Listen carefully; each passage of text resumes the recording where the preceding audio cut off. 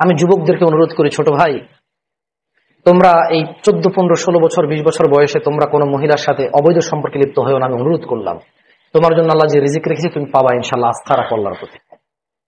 আমি যুবতী আমার বোনদেরকে বলতে চাই, বোন, তুমি এই ছেলেদের সাথে তোমার চরিত্র নষ্ট করিও না, তুমি সন্তুষ্ট থাকো। আলহামদুলিল্লাহ, এই দেশের মাটিতে এখনো মানুষ এটা মনে করে না যে মেয়ের বয়স 30 বছর হলে বিয়ে দেবো, ম্যাচুর হইতে হবে।